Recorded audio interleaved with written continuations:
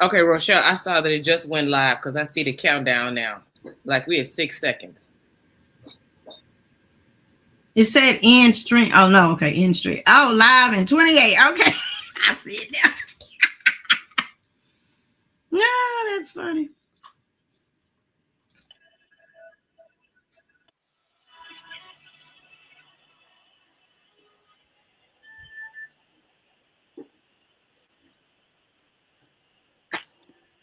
You see it where? I see it up at the top right corner. I mean, the top left corner. It says live 38, 39, 40. It's counting up. Well, it's counting forward. On Facebook? No, on this thing. Oh. On Yard Stream. I still don't see it on Facebook yet.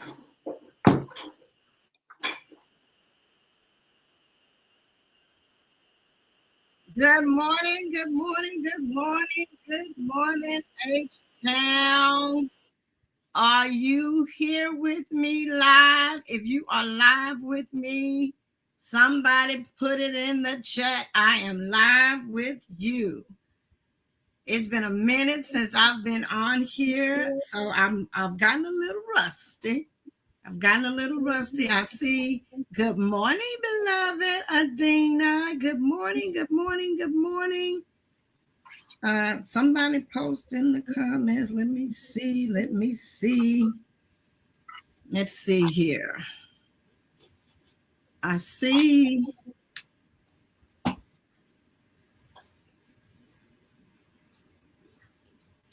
Okay, I see Adina in the chat. All right, let's see if I can switch this over to Facebook as well. Send this. Let's see here. Good morning, good morning, good morning. Happy Friday. Okay, I don't see any. Good morning. I see Adina. Can you see me and hear me? Put a thumbs up in the comments because I don't see.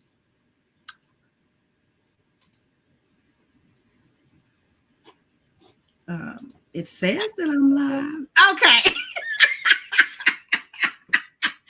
Okay. All right. Welcome. Good morning. Welcome back to season 2 of Free Yourself Friday. Yeah. Free yourself. It is time, beloved queens, to free yourself. And listen, I know it has been quite a while. Your girl Rochelle has been on sabbatical, and that's okay.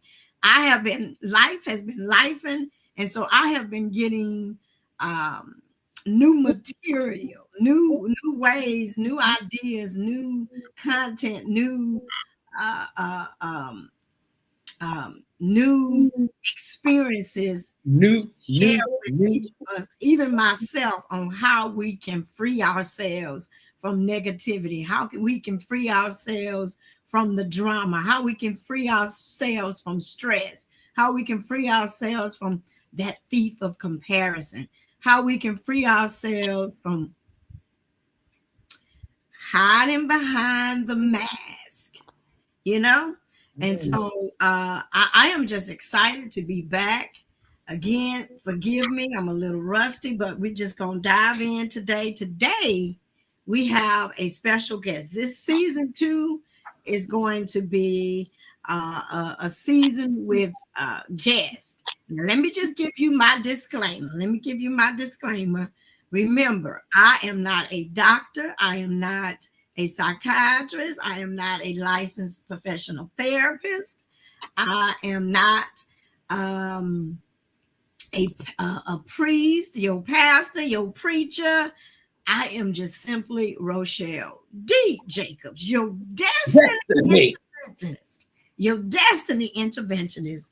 And I'm here to get messy. I'm here again to help myself first and help all of us learn how to free ourselves from the things that hold us back, free ourselves from the things that keep us entangled, free ourselves. You see that jail behind me? Can you see the jail behind me? To unleash yourself from being stuck in fear. And today we're going to talk about freeing ourselves to thrive, because most of us, myself included, we have been in survival mode. We live our lives in survival mode. And I'm telling you, survival mode keeps us stuck in fear. I remember when I first started seeing my therapist, and she literally told me I was stuck. I had parked and took the keys out of the ignition and probably threw them in the back seat, and I was stuck right there at that place on that road called. I was stuck in depression. I was stuck in complacency. Listen, I was under a lot of stress in my life. Pre-COVID, I was stressed out. How many of you can raise your hand, put it in the comments? How many of you was stuck? How many of you was so overwhelmed and by the stresses of life? Felicia got two hands up. I'm gonna bring her on camera in just a minute. But how many of you kept reliving, going around that same mountain of your past pain, of your past trauma, of the of life? How many of us was experiencing burnout? We were on that hamster wheel, spinning, going nowhere fast. How many of us was void of hope? We were just living in a state of hopelessness. We were ignoring the pain. We were ignoring our needs. We were ignoring our health and wellness. We were hiding, burying our heads in the sand, pretending like all of this is me. I'm talking about me. Pretending like everything was okay, everything was hunky-dory, but we kept repeating past behaviors. I kept repeating those past behaviors. I kept visiting and just really putting myself in harm's way of not thriving.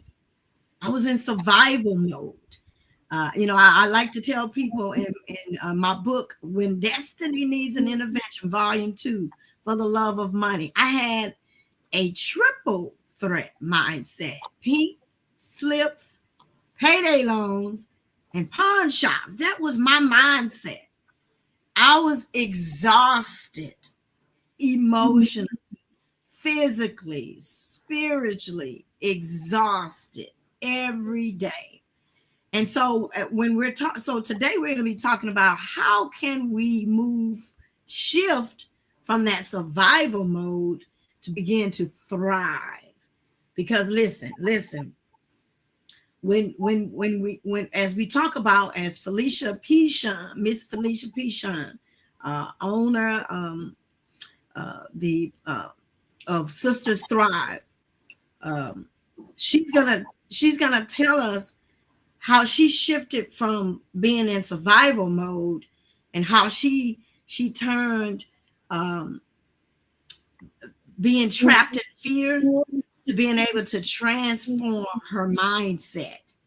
How she was walking in hopelessness. Her mindset was that of being one of hopelessness to making sure that she is healed. Healing is just not a one and done process. It is a journey, an ongoing thing. How she constantly resisted.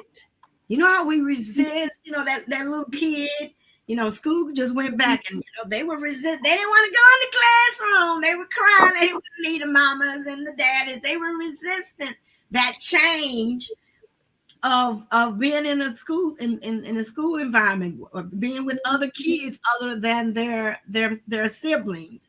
And so just resisting and then turning that resistance into that power of reset, being able, that power of renewing that mindset, renewing the faith, renewing her focus, renewing her vision.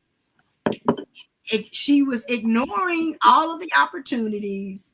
I think it's Terry Savelle that says, most of us sometimes we find ourselves with a poor mindset, passing over opportunities repeatedly. And so, voiding those opportunities, voiding and avoiding those opportunities to really shift from being in survival mode to thrive. Voiding her purpose, not understanding what her purpose is. And now she is valuing what her purpose is. She is valuing what her worth is in life. And, as she's transforming and transitioning from survival to thriver. Again, when you think about, how are we going to thrive, in that survival mode, we were exhausted. And so now we can take that exhaustion, we can take those feelings of emptiness and turn it and become empowered. Be empowered for yourself by taking those bold actions. And one of the things that she did, she's going to share her story, was she took that action, that bold action by starting the nonprofit Sisters Thrive. So I can't wait for you to meet this young lady.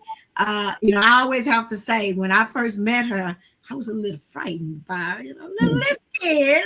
She kind of scared me a little bit. and I'm not shy to admit that, but our relationship has blossomed. It has transformed. It is thriving.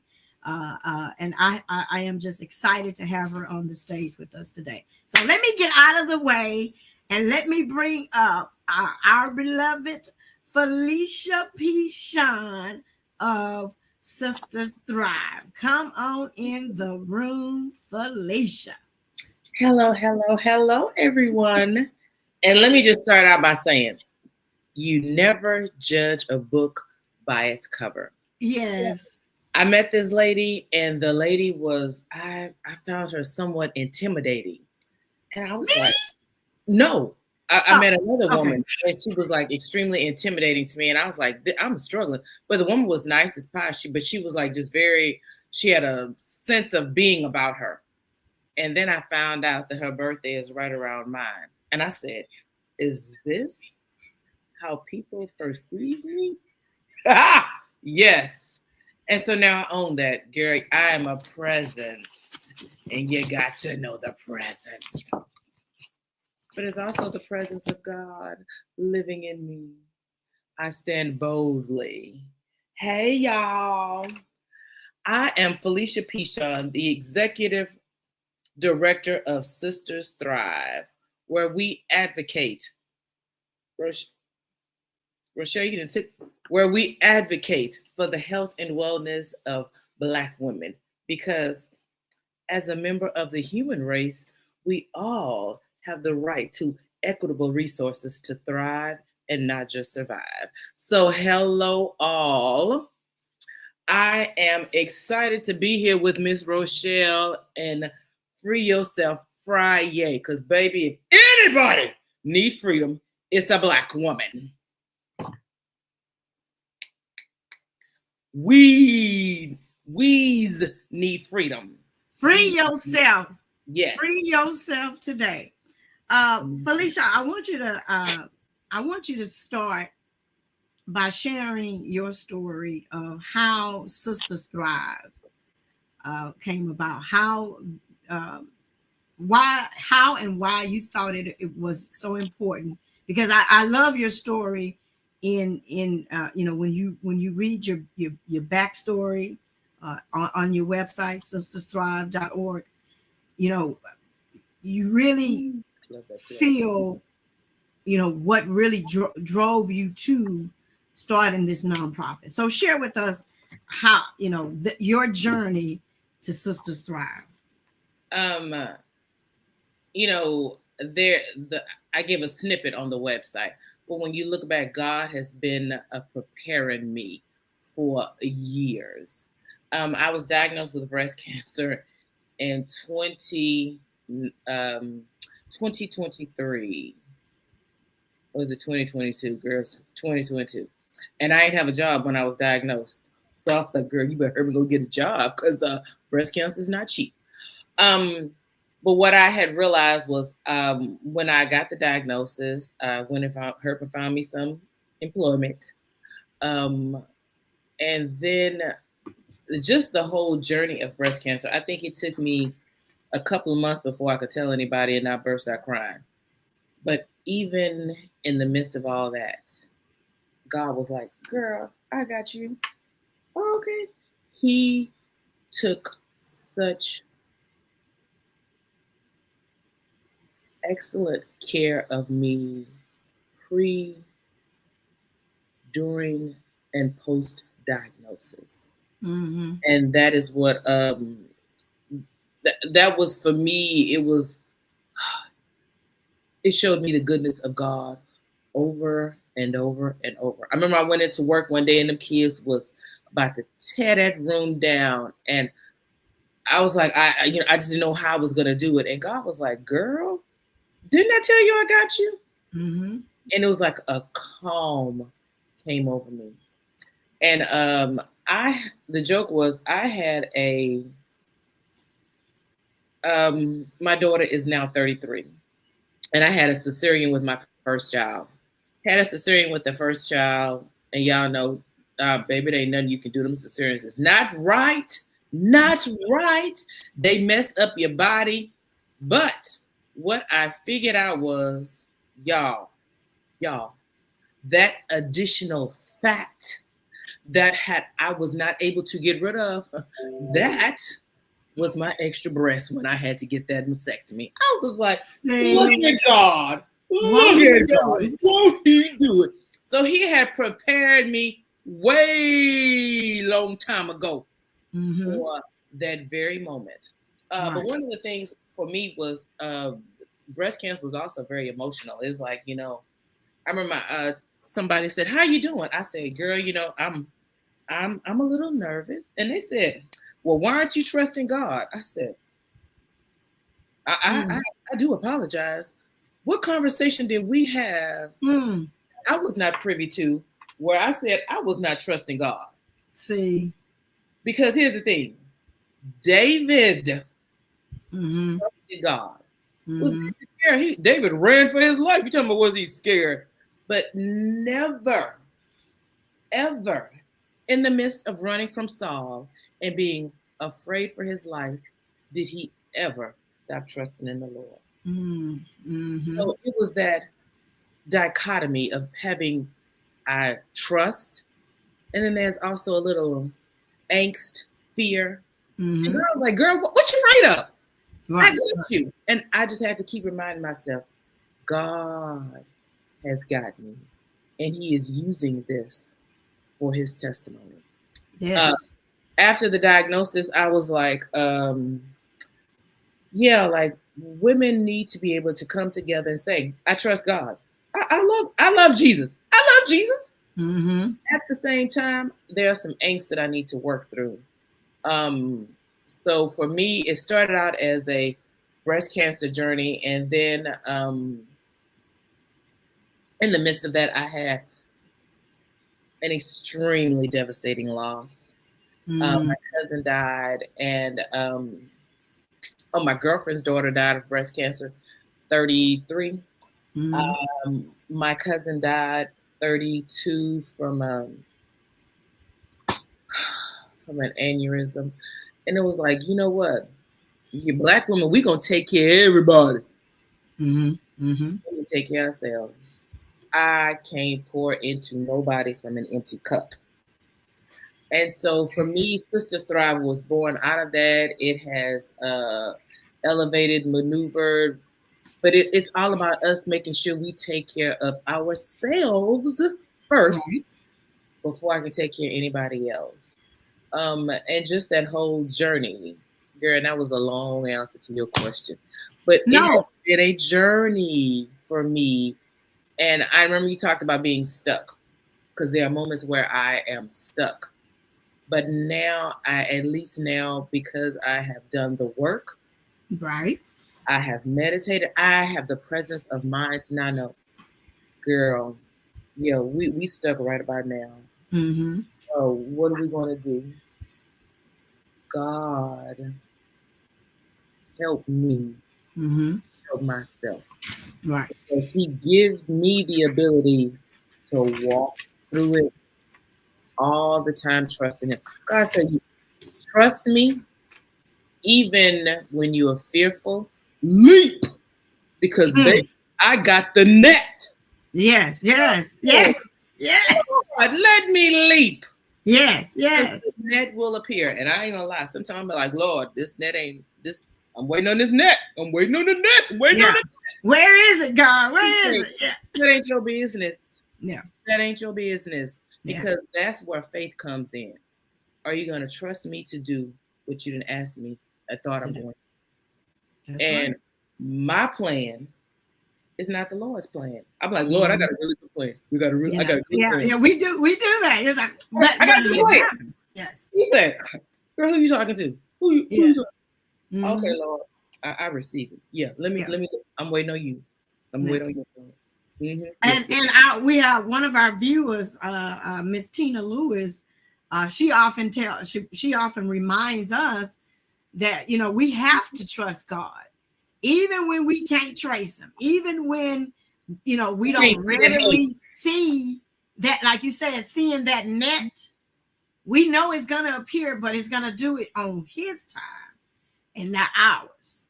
And we often get, like you say, we get stuck in that place sometimes. But like you said, the whole birth of Sisters Thrive, now Felicia P. Sean, you can continue to thrive in community, with other Black women, other women, not only just Hispanic women, Caucasian women, women of faith, women walking this same path of being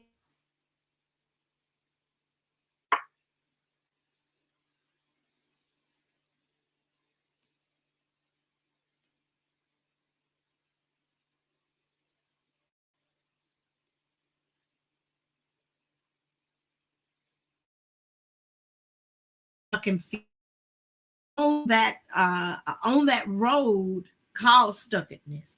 We find ourselves in a place called overwhelm, and again, just always, shifting back to that default of scratching and survival, like in our good times, the song Good Times. We're always there. But today we're gonna free ourselves simply because we want to be able to thrive and not just survive. And so, your mission, you talked about your mission and your vision. So with your mission and vision of Sisters Thrive, how are you measuring the success of that?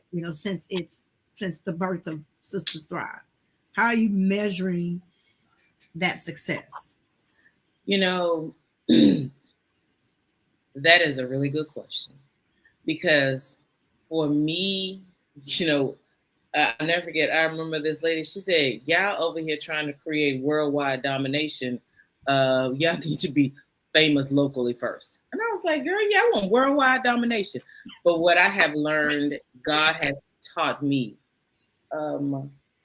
whose life have you impacted? Have you made the world a better place?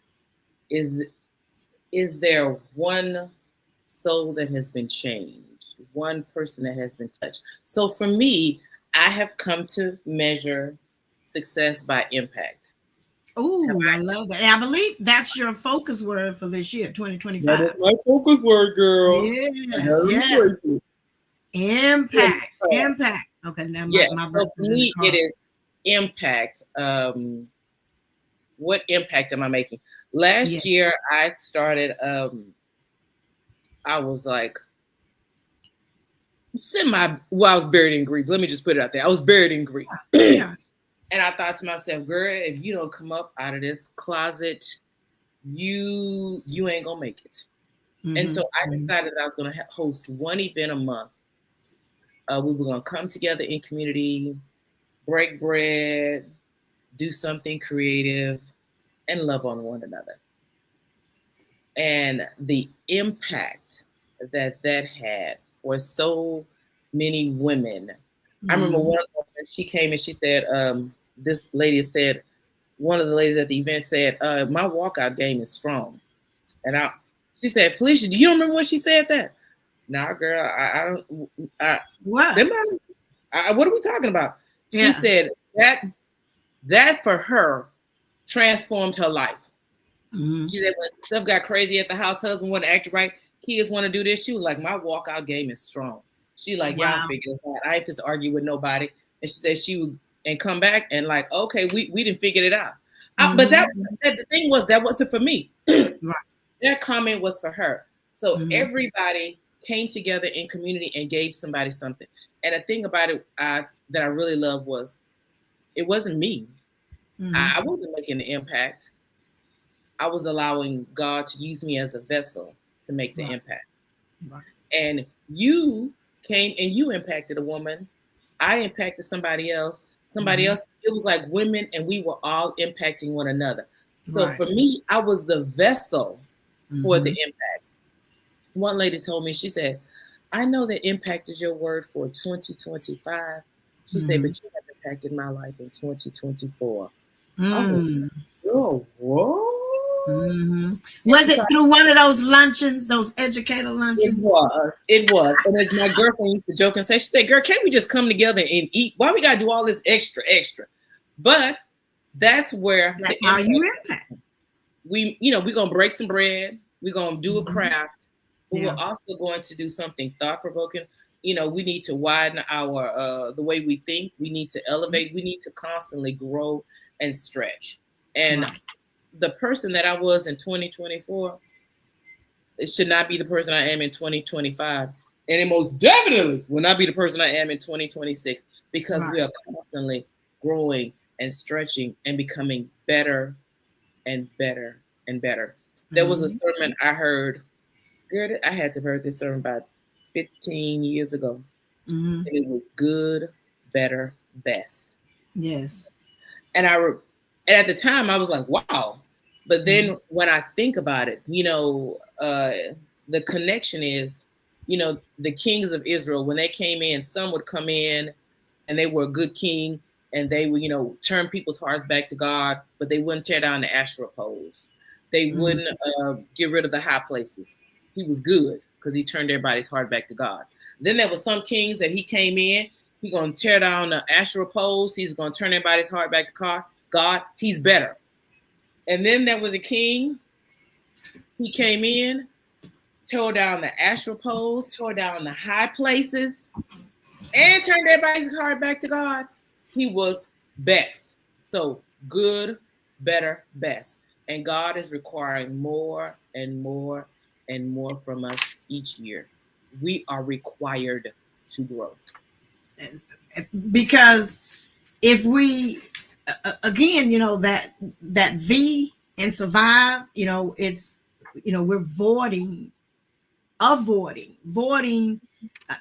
or we're revisiting, the past hurt, the past trauma, the past grief. And that's not where things grow.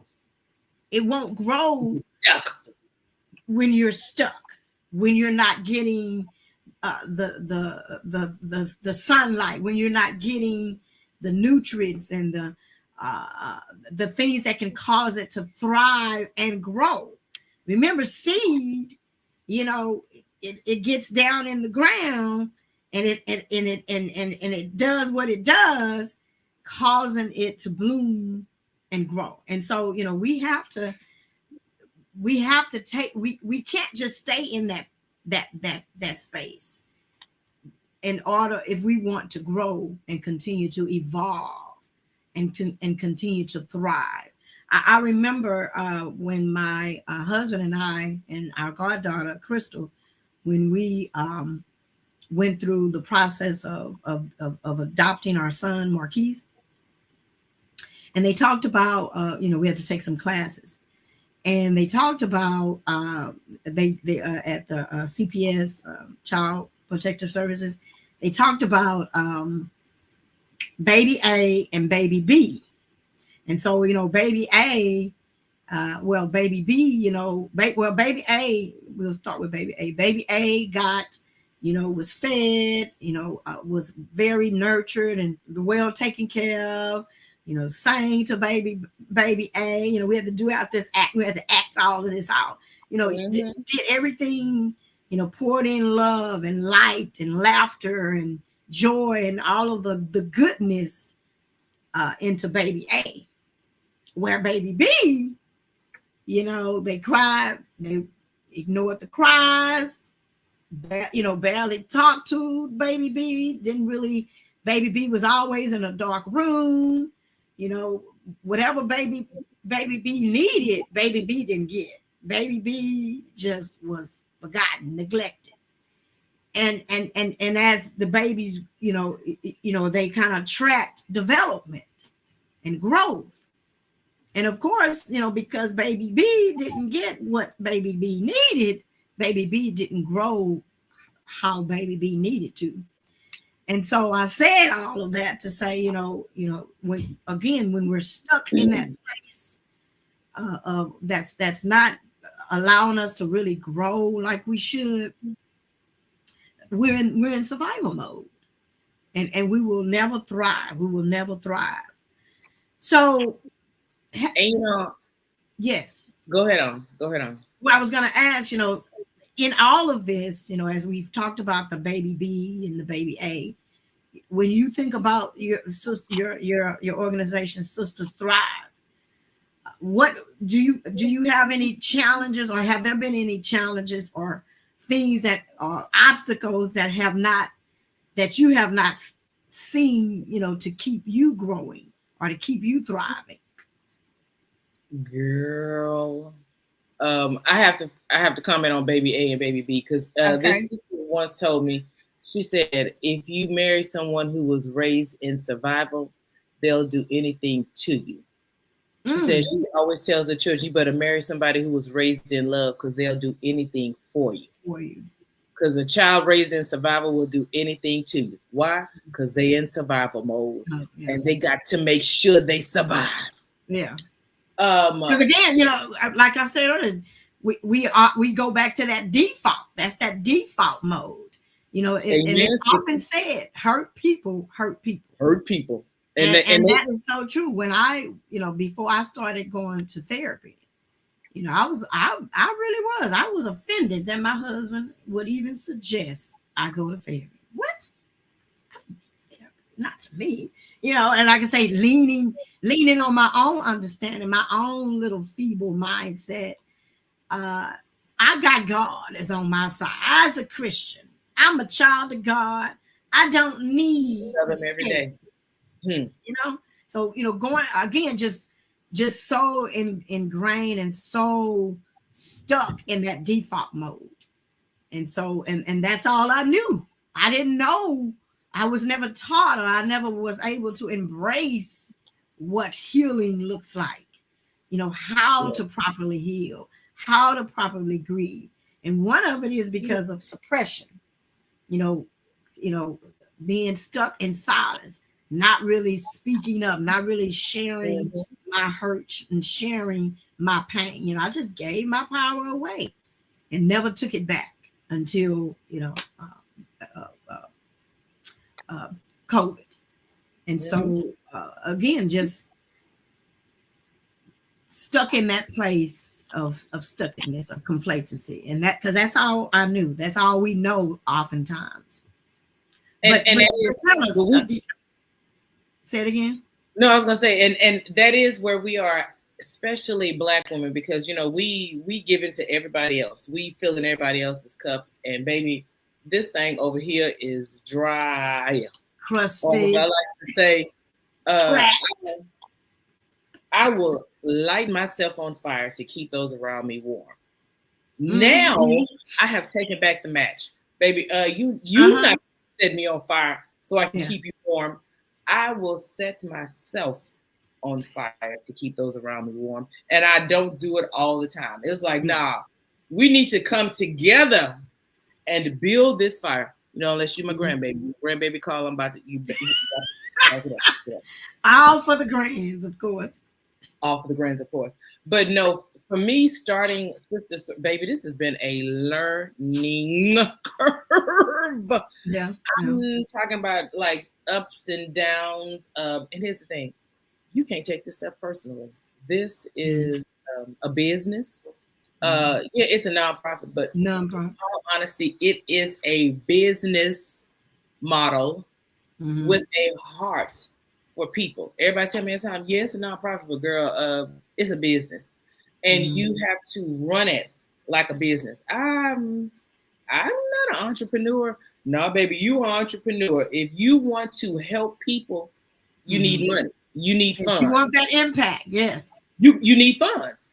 Right. And as my coach used to tell me, she said, we can do a lot with a little, but imagine how much more we could do with more.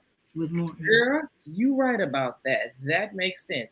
So for me, it has just been a complete learning curve. How to network. Now, you know, I was always a kiki, like, let's gather the girls, let's bring the people together, let's do this, let's do that. I love that.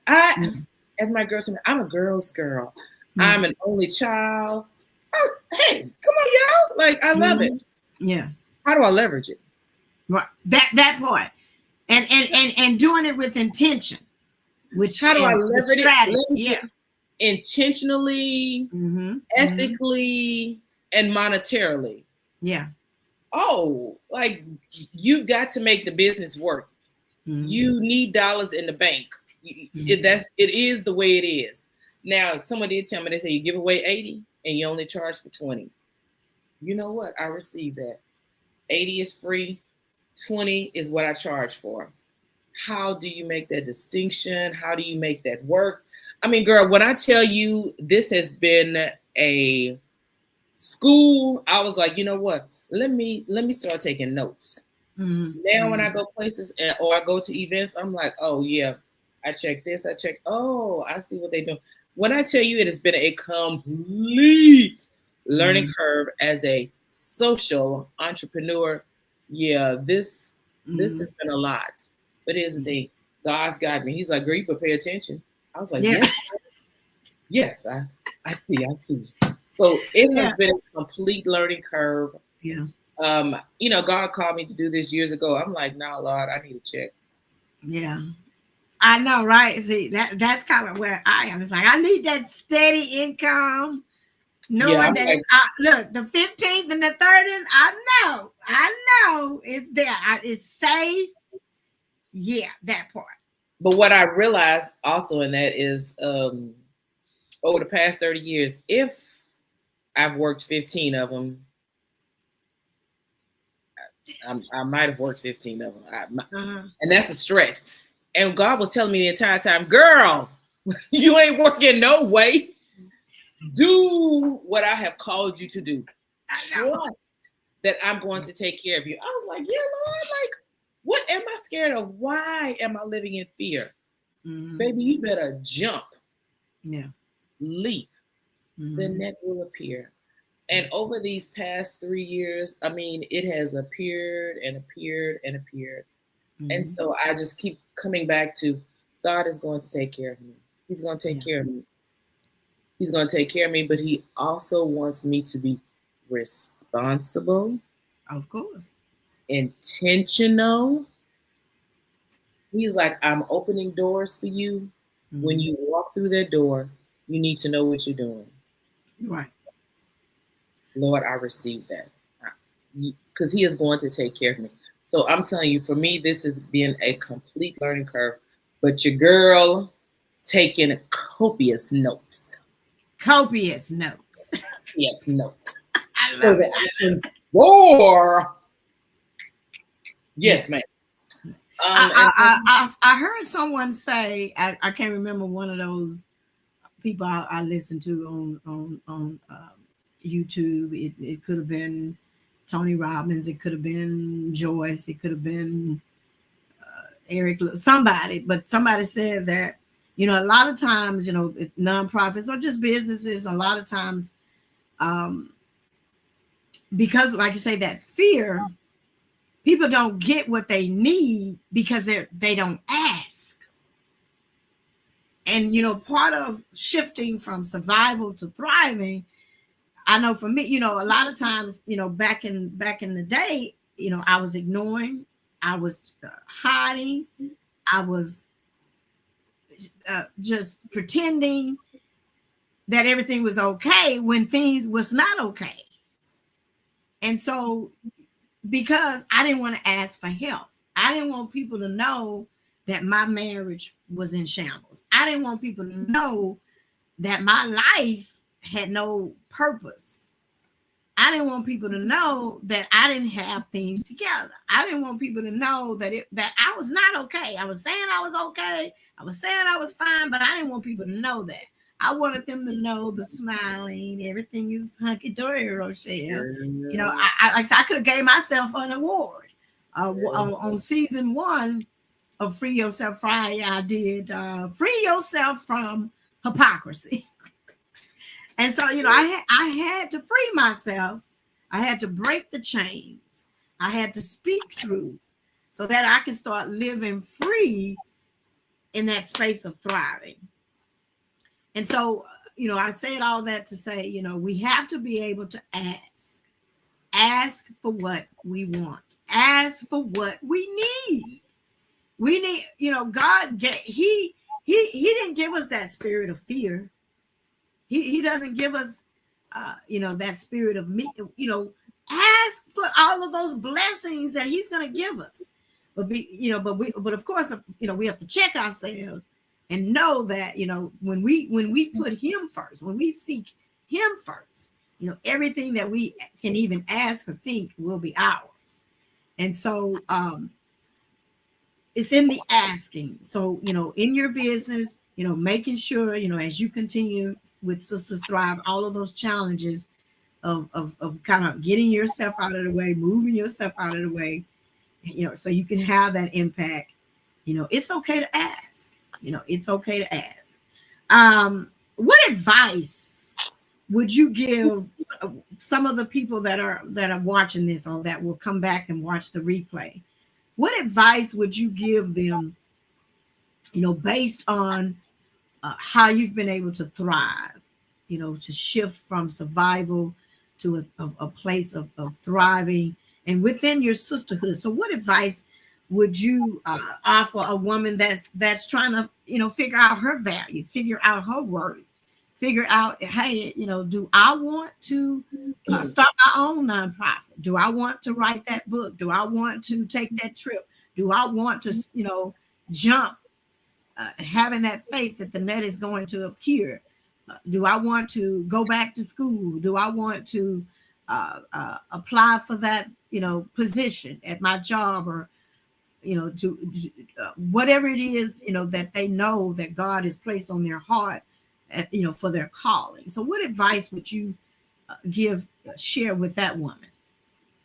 Well, Rochelle, you said it. Ask for help. I'm a strong Black woman. Yeah. And baby, I don't need no help. Like, I got this. I got this. Mm-hmm. Until I didn't have this. Yeah. And God was like, baby girl. And he will sit you down sometimes. Yes. Baby girl, ask for help. I remember my first fundraiser. My cousin had just passed. My cousin, who was like a daughter to me. And I was like, normally I could have pulled this off by myself, but I was like, I'm struggling. I can barely breathe. I can barely get up in the morning. Everything is a struggle. I am on the struggle bus. Mm-hmm. And I asked for help. And here's the thing. We want to put up a facade, but when you sit down and talk to your sister, she's struggling just like you are. You never know what people are dealing with until you until you talk to them. And I'm not, hey girl, how's it going? Oh, I'm blessed and highly favored. Yeah, we are all blessed and highly favored. God has got us. But what is going on in your life? How you really doing? Yeah, I asked for help.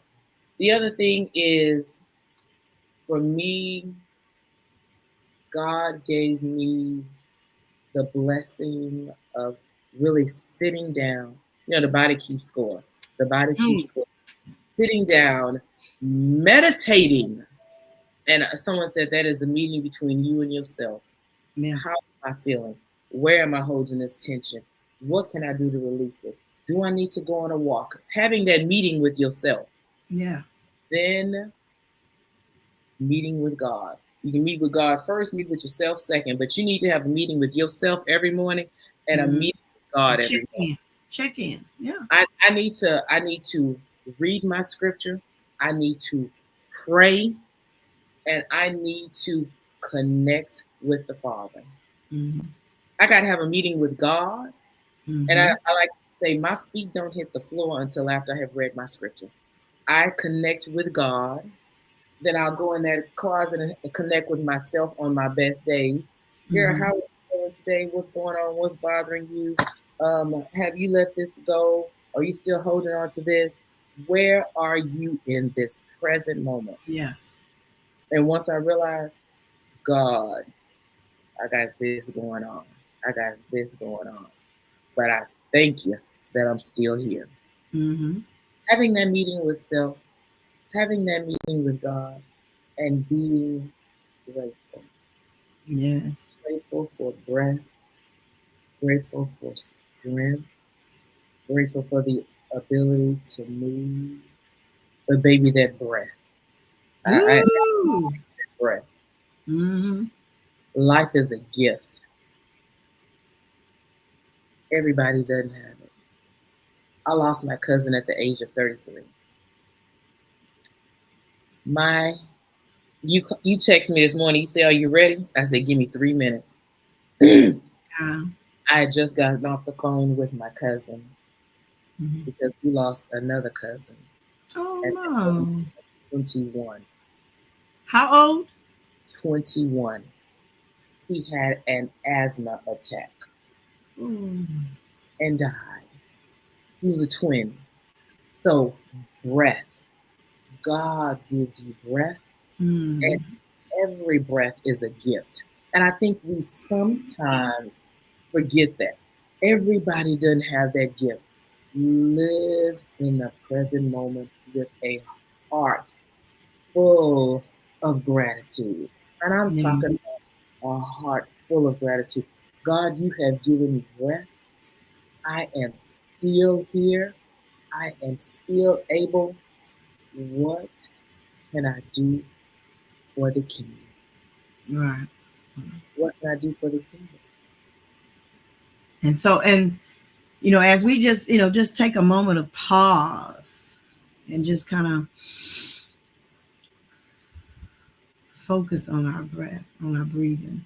I know for me, I'm always having to kind of stop because I'm always in a state of holding my breath and just really being intentional with that mindfulness. That's one of the things that you practice consistently. I remember, was it 3 years ago when I went on your first retreat, and it was the audience was women thriving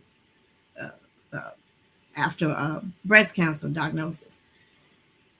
But I needed it just as much as those women needed. And I tell you, being able to connect in nature, I had never done that. My camping days probably ended when I was about 13, 14 years old. What? Girl, yeah. So I mean, being in the darkness, it was dark, and it was in December. It was somewhat cold, this Houston weather.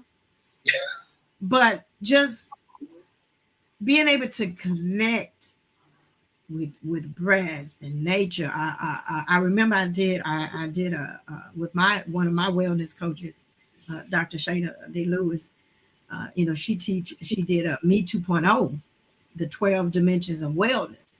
And I failed me when, so at the beginning of the course, we take an assessment on all 12 of those dimensions. And then at the end, we see we retake the assessment and to kind of track your growth and your progress.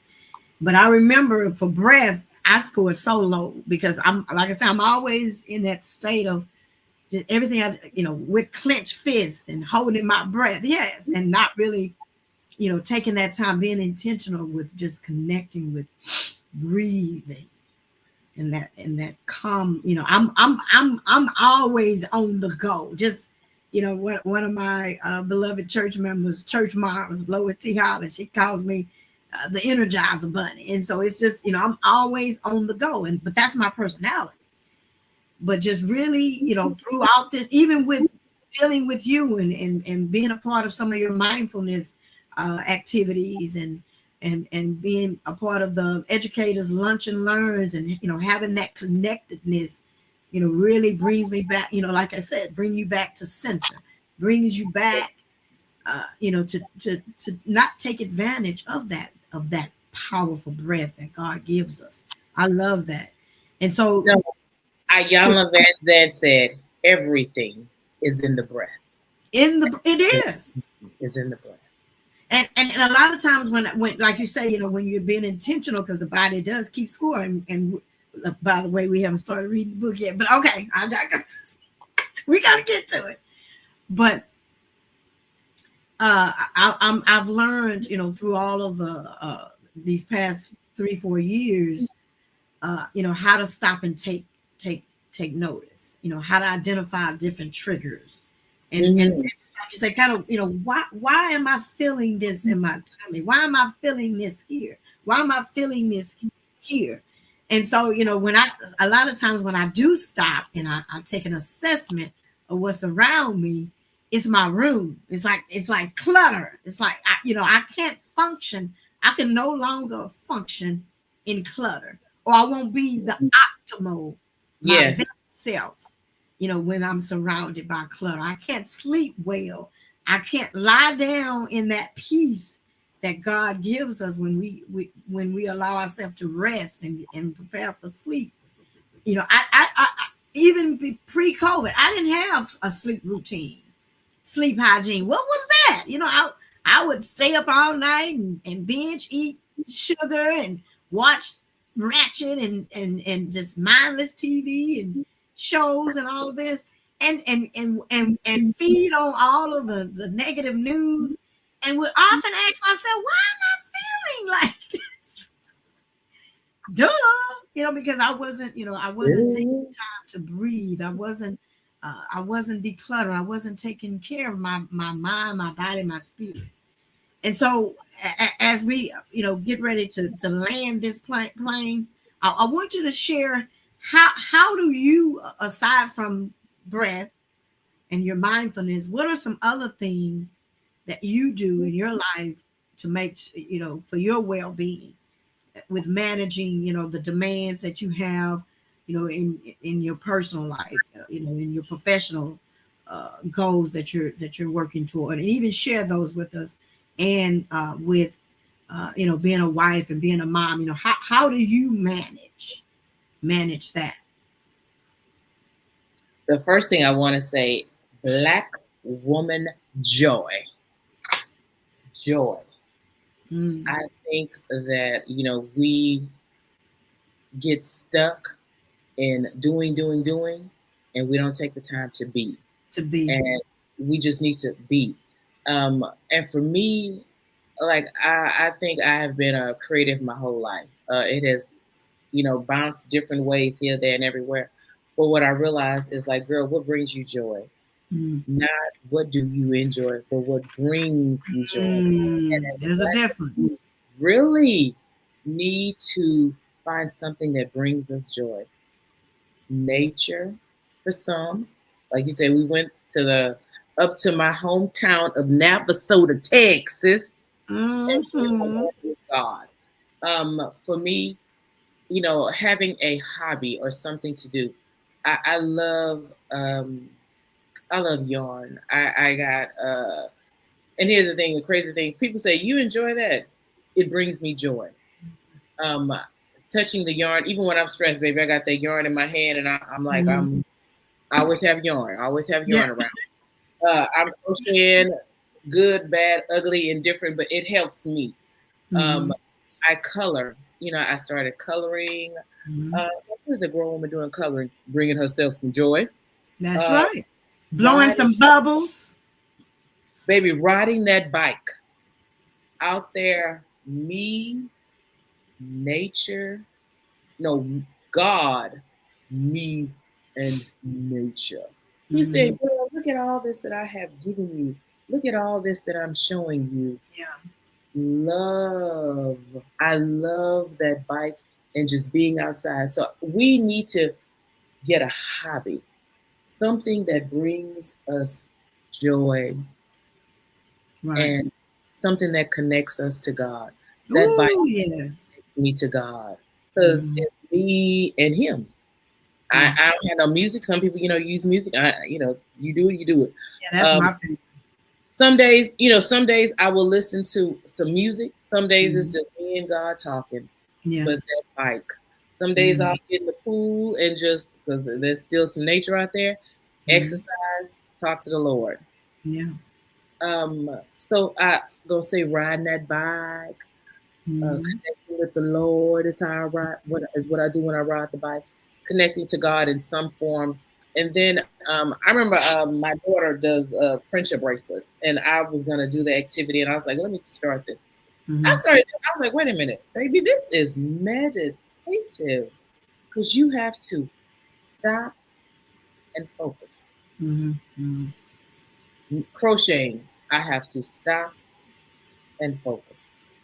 Some days Mhm. I'll take that crochet in my meditation closet, meditate a little bit, talk to God a little bit, meditate a little bit, listen to some praise and worship a little bit. It's a whole process. Yeah. That coloring, let me get this little coloring out because that requires that I stop. Mhm. I think stop is the operative thing.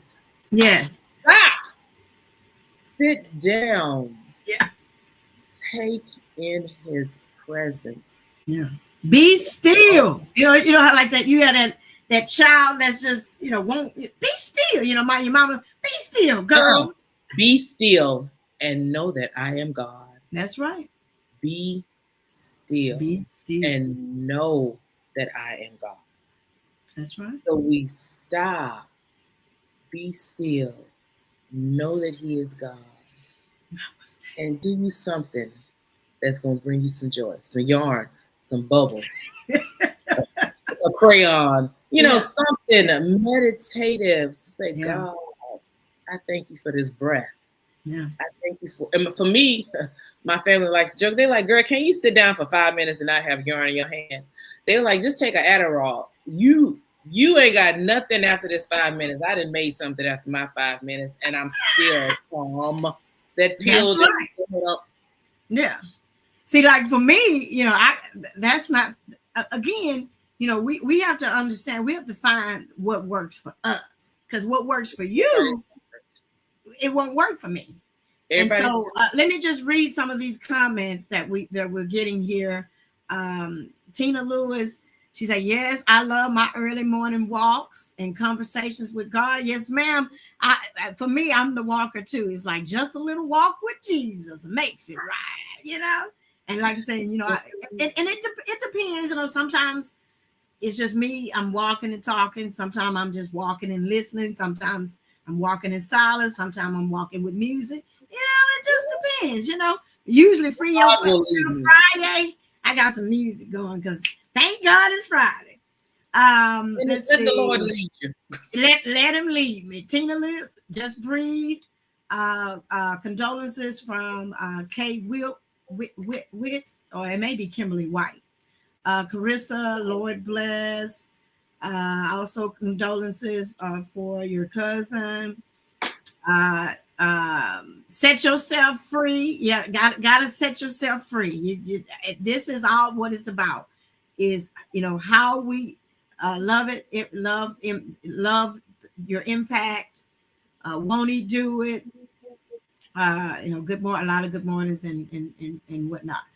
But hallelujah, hallelujah, praise Jehovah. Yes, we praise him for the Praise breath. the mighty hand of God. We praise him for the being able to free ourselves to thrive, being able to free ourselves with the transformation of our mind, our body, our spirit, being able to heal from grief and the past wounds and the past trauma, being able to renew, like that song, renew my fire, Lord. Yes, restore, and being able to invest, small investments, they reap big rewards.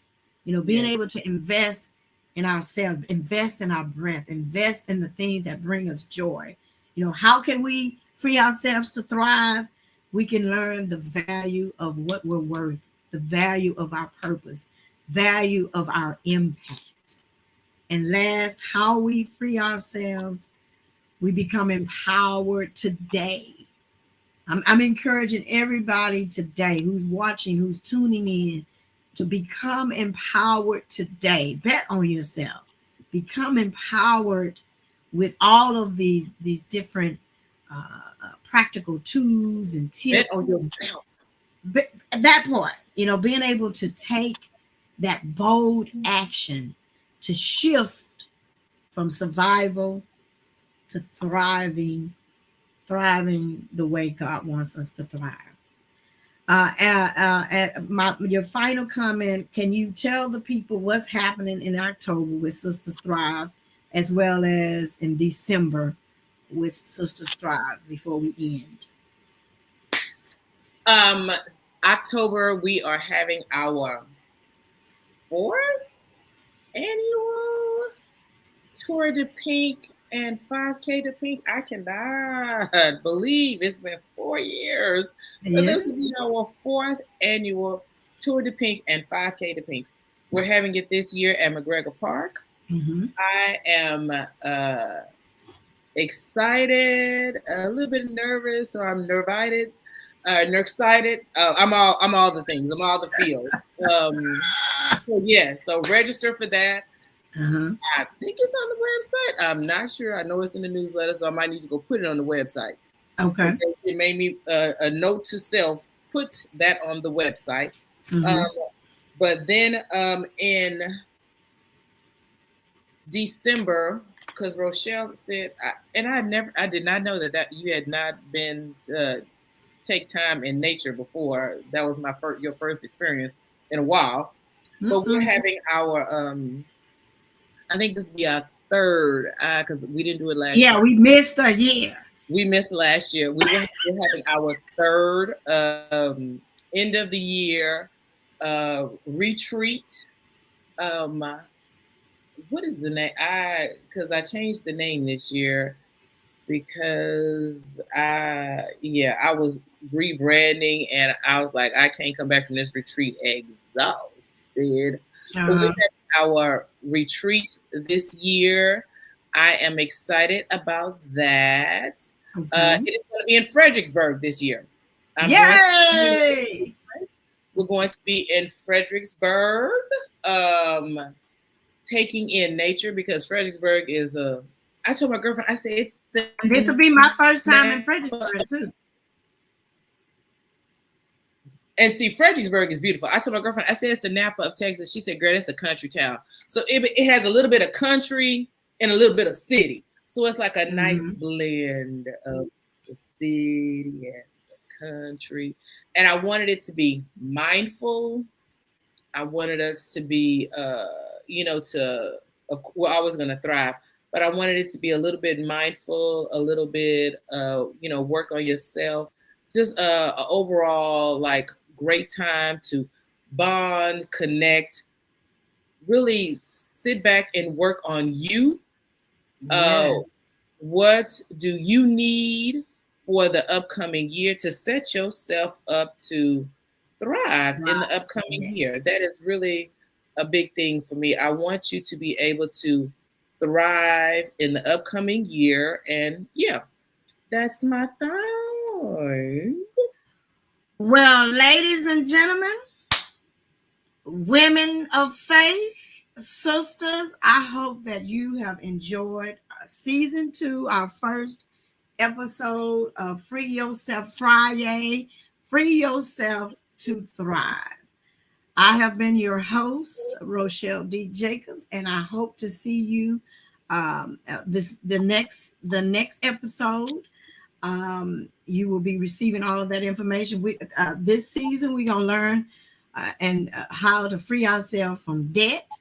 We're going to learn how to free ourselves to flex. We're going to learn how to free ourselves from toxic. Learn how to free ourselves to total deliverance, and many other things that are in store for us with all of our guests, and our guests are sponsoring this show, this podcast, Free Yourself Friday, and I am just so grateful for this opportunity that I have been given, my impact with Free Yourself Friday.